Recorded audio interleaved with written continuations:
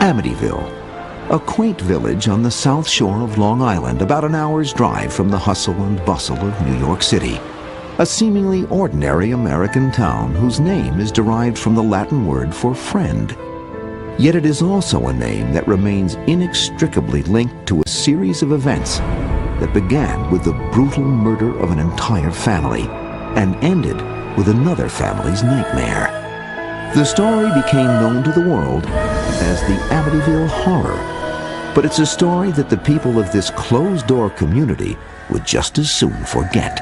All that publicity, and the movies I thought were ridiculous too, and I just didn't believe it. I guess I don't believe the supernatural. It's the drunk kids that come back looking for a thrill night. They have nothing to do, so let's go to Amityville and find the house. Long before gaining notoriety for its house of horrors, Amityville was a community rich in history. Will Rogers lived here. Annie Oakley was here. Goddard, the great space flight engineer, shot off the first rocket here. Even George Washington spent a day here supping, as he said in his diary, as he completed his tour of Long Island. But for nearly 3 decades, a certain house on Ocean Avenue has attracted more attention than any other landmark and cast an ominous shadow over this otherwise idyllic coastal village. This modern-day horror story has its origins in the history of Amityville and Ocean Avenue itself, a history that dates back to the region's earliest settlers, the Montaukett Indians. According to legend, the Indians once believed the land now known as Ocean Avenue to be a power spot, perhaps even an area infested by demons. Tribal enemies, or those said to be possessed by evil spirits, were left to die on this land and then buried face down, cursed to stare for all eternity into the dark abode their spirit was sent to join. Montaukets believe there is good and there is evil. The spirit is very movable and it can come and go and do a lot of things. Jay Anson's The Amityville Horror documents another legend about the Ocean Avenue property, one dating back to the Salem witch trials of the late 1600s. According to this account, a man named John Ketchum, after being forced out of Massachusetts for practicing witchcraft, set up residence on or near the spot of Amityville's famed House of Horrors. It is said that Ketchum continued his alleged devil worship until his death, and that his body may be buried somewhere on the property. Early deeds do suggest that Ketchum may have existed, but whether he fled from Salem or ever practiced witchcraft on the land cannot be verified. We were never able to physically connect the Ketchums who were burned at the stake in Salem, Massachusetts. But it's very interesting that there's a Ketchum Street or a Ketchum Place right in the immediate vicinity of the residence. In the summer of 1965, the house at 112 Ocean Avenue is sold to the DeFeos, a close-knit Italian Catholic family. It is a prosperous time for the city-bred DeFeos, a prosperity evidenced by their move from a small Brooklyn apartment to the 6-bedroom, 2.5-story Dutch colonial on Long Island's affluent South Shore. The DeFeos have 5 children: John Matthew, Mark, Allison, Dawn, and their eldest son, Ronald Jr., better known as Ronnie or Butch. Ronnie had a close relationship with his mother. His relationship with his father was a love-hate relationship. Mr. DeFeo's way of showing love to his children, especially his eldest son Ronnie, is by spoiling them with money and material things. It would be nothing for his father to give him, $1,000 for him to spend. He never really had to work. He had a lot of jobs that he lost. He wound up working in a car agency for the father, but he didn't have to. I think they thought that money would make the difference. Look how wonderful our life is. But it's not very wonderful.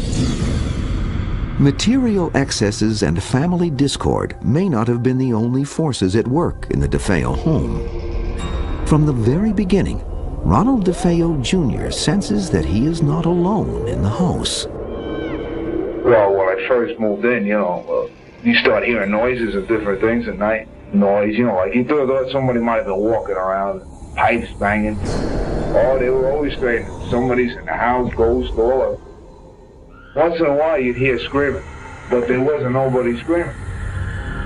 According to trial testimony, by 1973, the incidents of violence and abuse within the family begin to escalate. Ronnie's mother was downstairs doing laundry, but the kids were making a tremendous fuss. And she was yelling at the kids were yelling, and the father kept yelling at her to shut up. He wanted to eat his meal in peace. And she comes up the stairs with a basket of laundry. And the father walks over to the stairs and punches her in the face. She falls down the stairs. He closes the door and he says, "Now we'll have some peace. We can eat in peace." And that scene, for me, summed up what life must have been like in that house. Desperate to escape his troubled home life, Ronnie immerses himself in Long Island's South Shore bar scene and the early 1970s drug subculture. He was into heroin. He was big into speed. He would take LSD. So I think he was a very heavy user, and he probably started very early. As Ronnie spirals out of control, one family argument nearly turns lethal. All sorts of violence is going on. Ronnie's sister Dawn and her father are having a violent argument. And so Ronnie's going to settle the argument. Picked up a shotgun. I knew the gun was loaded,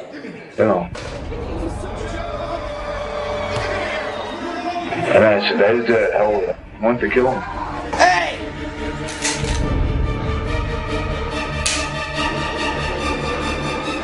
The gun didn't go off. And it turns out there are bullets in the chamber, but nothing happened. So the father felt that was the wonderful miracle. His son didn't kill him. In a show of devotion, Mr. DeFeo surrounds the house with religious statuary. But is it divine intervention or something more sinister which impels the family to seek help from the Catholic Church? They felt the devil was in the house. That's what brought all that religion into the house. Mr. DeFeo went to St. Joseph's Shrine 6 months before he was murdered to bring back a priest who would say the prayers of exorcism in his home. And from all the information I learned, candles were toppling over, doors were opening and closing.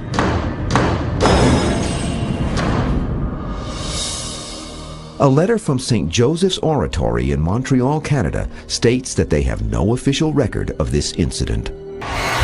When people asked Mr. DeFeo why he had all these special holy statues around his home, he said, "It's because I have a devil on my back."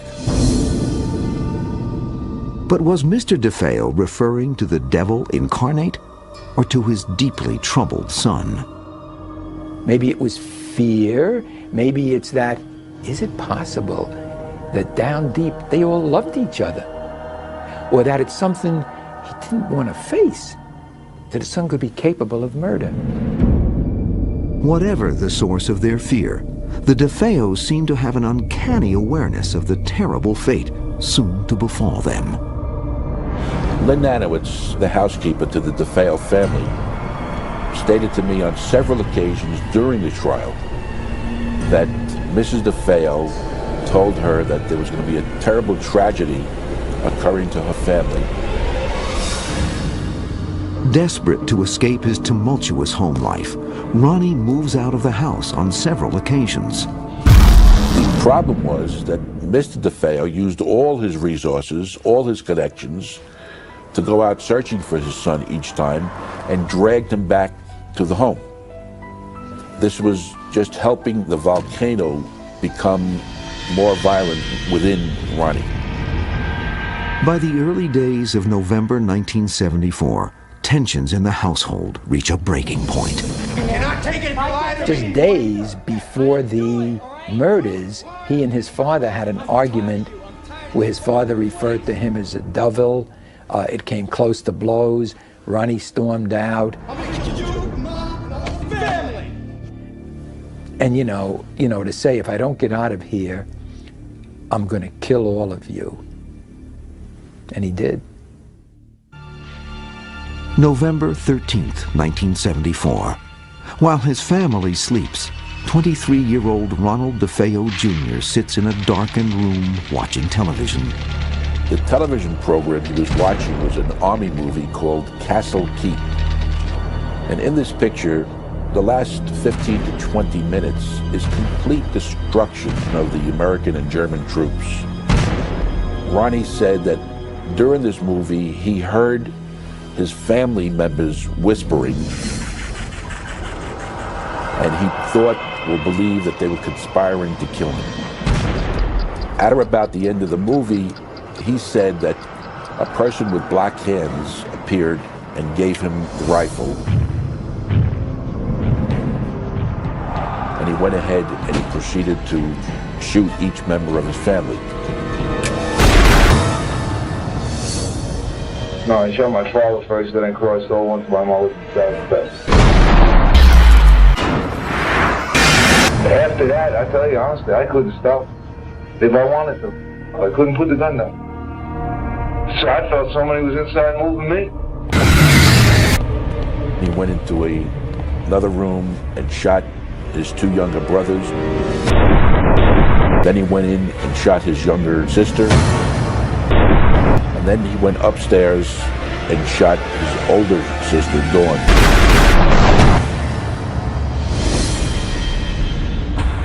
When it is over, 6 members of the DeFeo family, Ronald Sr., his wife Louise, daughters Dawn, 18, and Allison, 13, and sons Mark, 11, and John Matthew, 9, lie slaughtered in their beds. The following evening, Ronnie himself reports the murders. Citing his family's alleged mafia connections, Ronnie is taken into protective custody. Within hours, however, he confesses. News of the tragedy spreads quickly, leaving friends, family, and the entire community devastated. There was enormous shock. I think it's still one of the things for which Long Island remains infamous. At DeFeo's trial 1 year later, defense attorney William Weber tries to prove that his client was legally insane at the time he committed the murders and therefore not responsible for his actions. Ultimately, the jury finds him sane and guilty on all 6 counts of second-degree murder. He said voices told him to do it. All they asked me is, what happened in that house that night? I'm going to tell you exactly what happened. There was a fight earlier that night. My father told my sister, I'm going to get you, I'm going to get you. Now the 2 of you. It's not one of you anymore, it's both of you. We both agreed he had to go. So we waited for him to go to sleep. But we both walked in the room and we closed the door. Them doors are 2 inches thick and they're solid oak. I looked at my sister. I didn't have the heart to do it. I had to pump some courage up in me. I had a lot of dope in me too. And I swear to God, I had the gun pointed at him. He must have heard us or something. And must have opened his eyes. He was on his stomach. He must have opened his eyes and seen the 2 of us in the mirror. And man, he started to get up. I had the gun pointed and just going through my mind now, boy, if he gets his hands on this gun, he's gonna wrap it around my neck. Next thing you know, I hear a shot. But I didn't fire it. He's getting up. He's starting to get up now, my father. I put a second round in him. It was mass confusion. So I swing the gun over and fire another shot. Now I shot my mother. I didn't know what the hell was going on. I said, well, you know, I mean, this is crazy. This is mass confusion in this bedroom. Mass confusion. Yet even as Ronald DeFeo Jr. serves 6 consecutive 25-year-to-life prison terms, several troubling mysteries about the murders remain. To this day, no one is certain how Ronald DeFeo Jr. killed his parents, 2 brothers and 2 sisters, and nobody heard a thing, how none of them even woke up. Maybe they were drugged. No, that proved not to be true. The next theory was that, well, he had a silencer on it. That theory didn't hold water. There would be some fragments of the silencer that would have been left on the crime scene. How do 6 people get killed and there are no gunshots? One possible explanation is offered by parapsychologist Hans Holzer. When there is a strong psychic field, sound will be inhibited. We know this from other cases because the electromagnetic field, which is representative of an entity of this kind, does interfere with the perception of sound, and sound was not heard. Others believe that the position of the 6 bodies bears an eerie similarity to the local Indian legend, which holds that tribal enemies were buried face down. An Indian curse, some say, may have driven Ronald DeFeo Jr. to murder. Young DeFeo had always been very high-strung and certainly given to psychic ability. And it is not inconceivable that the influence in the house were manifested gradually through him. I think the entity tried to get him out of the house because the house was on sacred ground. After Ronald DeFeo's trial and conviction, the people of Amityville believed the horror was over. It had just begun.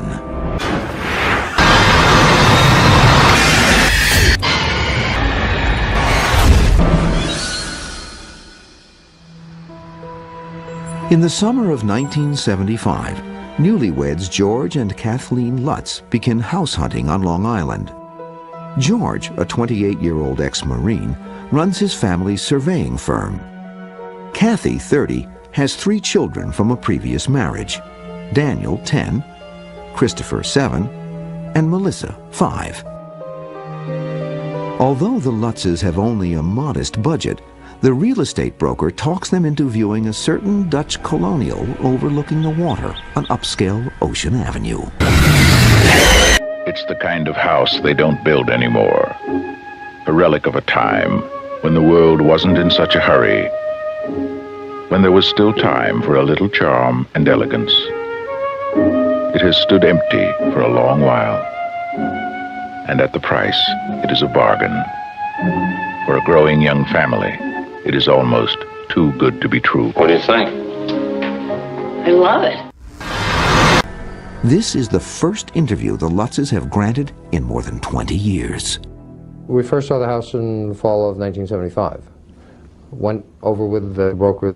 She said, I wanted to show you what the other half of Amityville lived like. Pulling up to it, she started to tell us things that the house had as far as the number of bedrooms. When we walked in the house, Kathy looked around right from the foyer and just started smiling. She really fell in love with the house. It was very obvious. And we walked through, it had 6 bedrooms and a boathouse for our boat and 2-car garage and a heated pool and a basement on the water, which was very rare. All the things that we talked about, we found in one place. For George and myself, we could bring more things together within this marriage. A new home, space for everybody, space for growth. Only after George, Kathy, and the children fall in love with the house does the broker mention its gruesome past.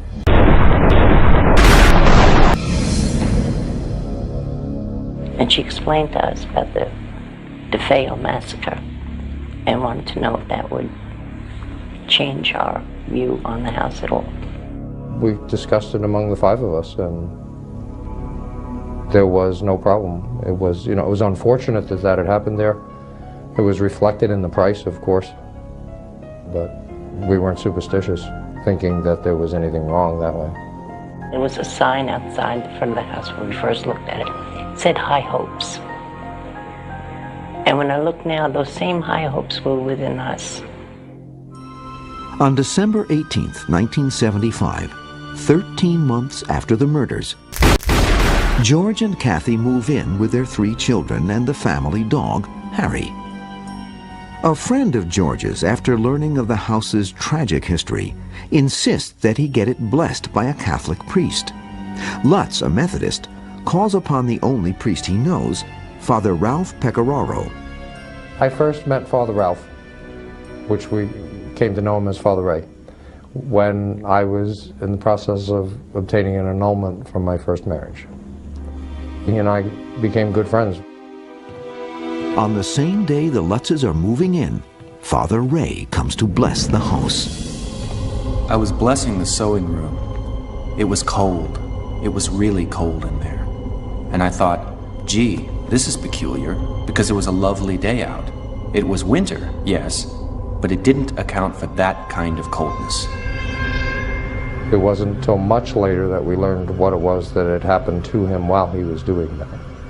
He did stop us before leaving and say to us that not to spend too much time in that sewing room. For some reason he felt uncomfortable there. I was sprinkling holy water, and I heard a rather deep voice behind me saying, "Get out." It seemed so directed toward me, I was really quite startled. I felt a slap at one point on the face.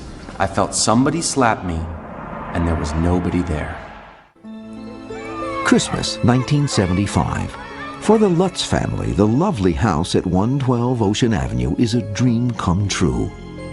But from the day they move in, they begin to detect the house's strange sensations. All homes have sounds that you need to come adjusted to. How the water sounds, a dishwasher in the middle of the night. There's sounds that all homes have. As the holidays draw to a close, however, the sensations in the house grow increasingly ominous. After the love of Christmas came down, that's when the sounds in the house were different. They weren't ones that I wanted to become familiar with. It changed. There wasn't the warm glow anymore. Now there was a blaze. There was a scraping. And there was a banging.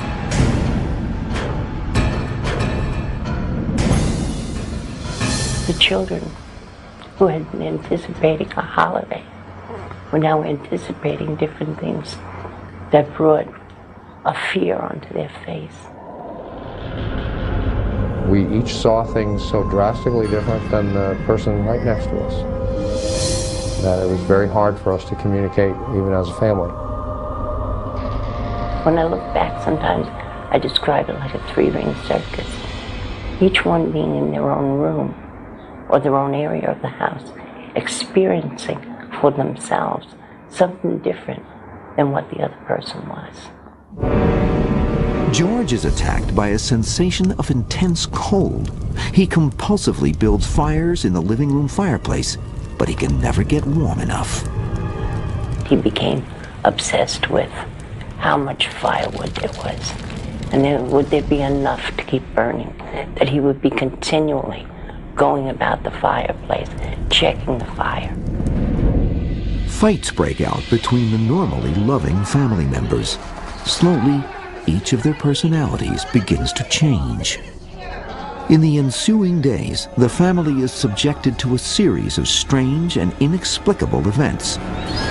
Extreme fluctuations in temperature, recurring black stains on the bathroom fixtures, and an infestation of flies in the dead of winter. When we first looked at the house, very first time, we noticed no flies anywhere in the house. Especially when you think back now, they were limited in particular to the sewing room second floor. Same bedroom that Father Ray had asked us not to use as a bedroom. The longer we were in the house, the more flies there were in that room. I don't have an explanation for how or why, but that's where they were. As the days wear on, Other strange discoveries fueled the Lutz's mounting sense of unease.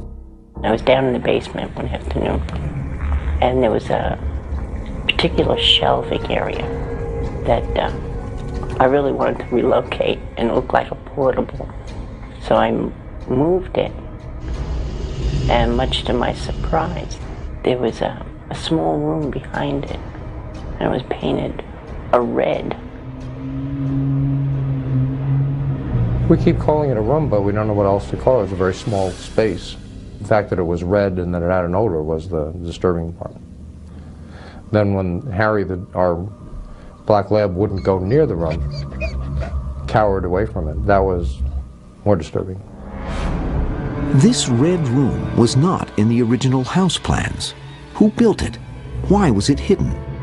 Soon the Lutz's puzzlement turns to abject terror.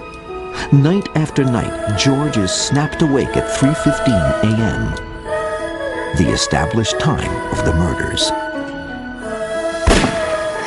While Kathy is plagued by nightmares in which she relives the horror of the DeFeo tragedy.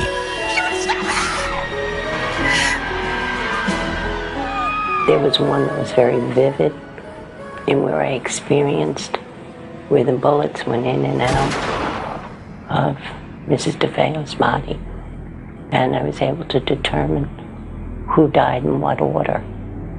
And later on, when we met with William Weber, who was the attorney for Ronald DeFeo, and he confirmed what the police had found, and they had never published where the bullets went in and out of the body. George becomes disturbed at the way his wife and children begin sleeping in their beds, the same position as the murdered DeFeos. I would not sleep on my stomach, everyone else did. None of us ever slept on our stomachs before moving in the house. We later came to believe that's the position the bodies were in. Slowly but inexorably, the influence spreads to the children, in particular, 5-year-old Missy, who boasts about her new imaginary playmate, Jody. I recall one morning I was in the kitchen, and Melissa came in, and she said to me, "Mommy, do angels talk?" And I said, "Yeah, I think so." "Why?" And she said, "Well, I think I have an angel in my room." Missy described it as a pig that had the ability to be very big or very small, invisible or visible. But Missy would say things about it that it said that you knew she couldn't make up on her own. One of the most uncomfortable statements that Jody made was, "You will always live here." That's not something that makes you comfortable to hear your child's invisible friend is saying that. George and Kathy dismiss the stories of their daughter's invisible friend until Jody makes its presence known to them. I saw eyes looking down at me from Missy's bedroom window when I would be coming back from the boathouse at night. I would run into the house, run upstairs, and there'd be nothing there. There would be times that Missy would be sitting on her bed talking, and you'd walk past, you'd see the rocking chair moving, but Missy was on the bed. There were a couple of times that we saw eyes from the outside looking into the house. There were tracks in the snow that were made by something with a cloven hoof. During the first 2 weeks of January 1976, a series of terrifying and mind-numbing events finally convinced the Lutzes that some evil force is residing in their house. How do you explain an odor that all of a sudden appears, or a cold spot in a room that you walk through, the cold is not there anymore? Or the front door slamming, and you go running down and the door's still locked, but you heard it happen. Desperate to rid their home of the diabolical presence, the Lutzes are advised by a friend to first open all of the windows throughout the house and then go from room to room reciting the Lord's Prayer. Sounded like a solution to us. We did the same thing. When we did that, we heard a chorus of voices say to us, "Will you stop?" I believe that's one of the things that we did that caused the presence there to become less than happy with us. Not until sunrise does the family dare fall asleep, unaware that their battle with the supernatural has just begun. After failing to cast the evil presence out of the house on Ocean Avenue, the Lutzes attempt to seek help from Father Ray, the Catholic priest who first came to bless the house, but find their efforts to reach him thwarted by some unknown force. Anytime I would attempt that call, that contact, he would run into interference on the phone. There were times when Father Ray would attempt to call us, and the connection again would be broken up with static. After we left the house, Father Ray told the story of sitting in the Chancellor's office and just discussing the possibility of helping us in some way, and hearing the heat come up in the pipes and the radiators, and the incredible chill, cold that came into the room. And he said all we were doing was discussing it when this started happening. After again attempting to bless the house on their own, the Lutzes experience a night of horror they say they will never forget. The last night they would ever spend in the house. Never do the Lutzes discuss the specific events of that night. The memory, they say, is still too disturbing. We left the house because the house became uninhabitable. As far as we were concerned, there was no reason to stay there anymore. There were too many things happening too often and confronting us constantly. But those specific events are not something that we try to sit down and explain to anyone else. That's why the book was done, so that that's not something that we have to go through anymore. To describe fear and the depth of what fear can do within you is hard to verbalize. To describe evil, which has no boundary, is hard to present.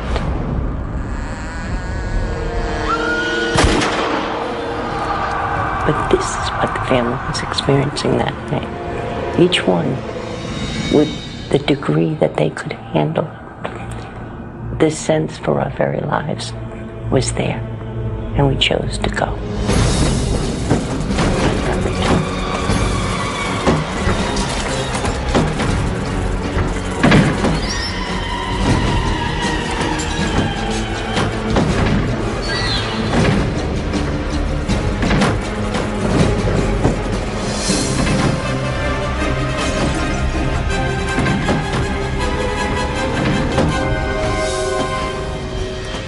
On January 14, 1976, 28 days after moving in, the Lutzes flee 112 Ocean Avenue, abandoning the house and everything they own. Despite the certainty of a huge financial loss, George and Kathy decide to return the house to the bank and sell all of their personal belongings at auction. We couldn't eradicate that which was there and didn't want to be responsible for passing it on.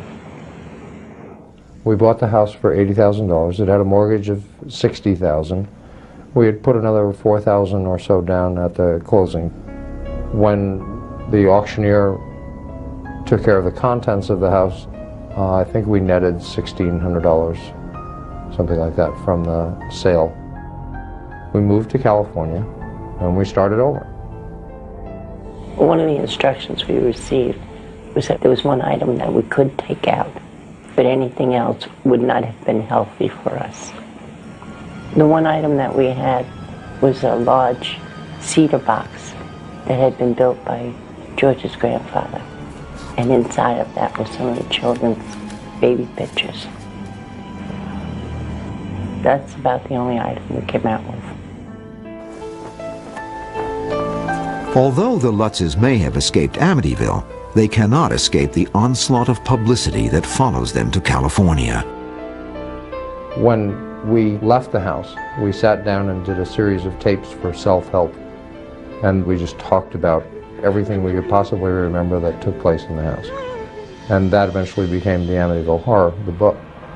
The movie, on the other hand, was a work of Hollywood. In the midst of all the media hype surrounding their story, the Lutzes claim the evil forces continued to haunt them for many years, until help came from the exorcist for the Archbishop of Canterbury. He performed a rite in his church that helped us for the rest of our lives. There came a point when we said we have to stop blaming things that aren't right or going right in our lives on the house. But as time went on, it was like a half-life. It just slowly went away until today it really doesn't exist. George and Kathy, who are now divorced, maintain that their experiences in Amityville have had the most lasting impact on their personal lives. The story of our lives through Amityville is not the story of one person going through. It's the story of a family, 5 members, each one coming with what affected them and bringing it in. I think what we lost there was the people that we had been prior to moving in. The children in particular, their life was so dramatically touched by what they experienced there. So you could retrieve some things, but you couldn't retrieve that portion of your life prior to. But what of the supernatural forces that drove the family out of 112 Ocean Avenue? What exactly were they? And why did they seem to only affect the Lutzes? When we moved into the house, we were practicing transcendental meditation. I think in the practice of that, it opened up the mind and the spirit to other things and brought about a sharpened sensitivity. And I think we opened ourselves up to it. I think that whatever was there was very intelligent, very impatient. I think its abilities are far more powerful than we really understand. I think you know evil from experiencing it. I would say it was demonic.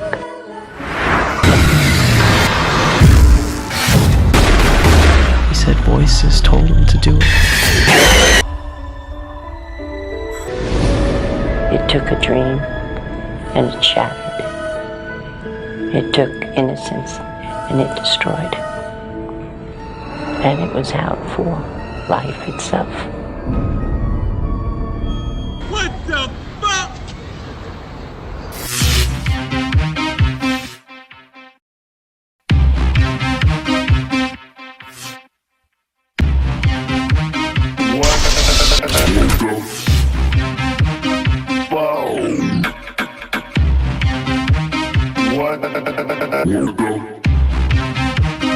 What the fuck?